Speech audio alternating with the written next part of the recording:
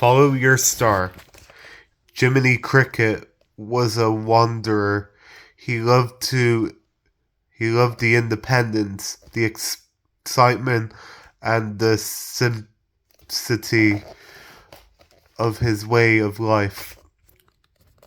For many a season, he had roamed the countryside, stopping to rest in towns along the way and moving on when he grew restless.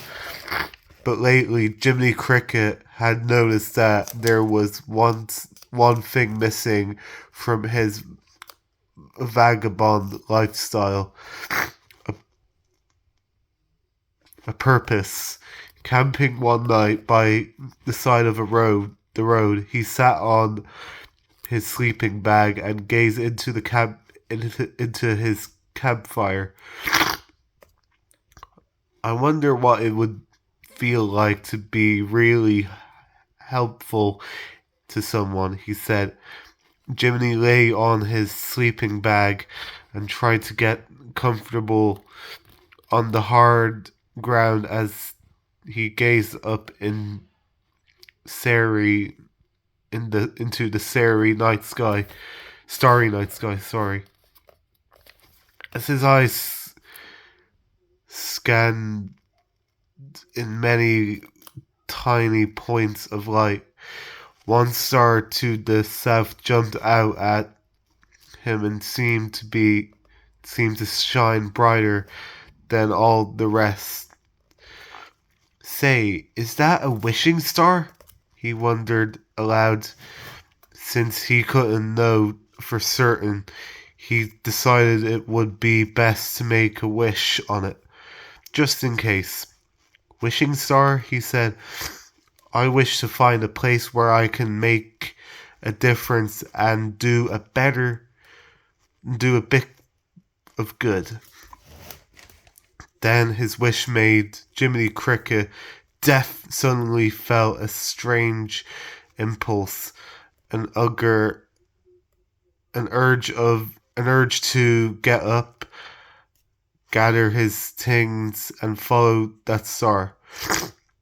The wishing star. He couldn't quite explain the feeling, but he felt it just the same. So do you know what Jiminy Cricket did? He put out the campfire. He gathered his things and he took to the road. He followed that star all through the night. He walked for miles along highways and byways, across fields and over fields. He walked until the sun came up, and he could no longer see the star to follow it. Then he made camp and he slept. Then he made camp and he slept. He did the same thing for several more nights and several more days. Then one night he came to a village. Looking up at the wishing star, Jiminy Cricket noticed that it seemed to hang directly overhead. It was very late at night as Jiminy Cricket walked into the village and looked around.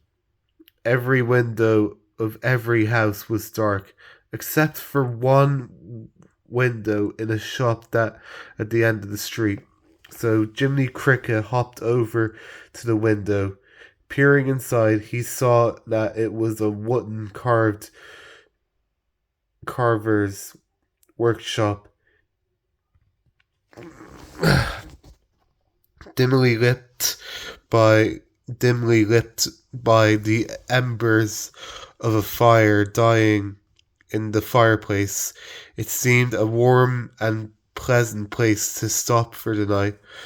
Little did Jiminy Cricket know that it was the house of Geppetto, a kind old wood carver who had just finished work on a puppet he called Pinocchio.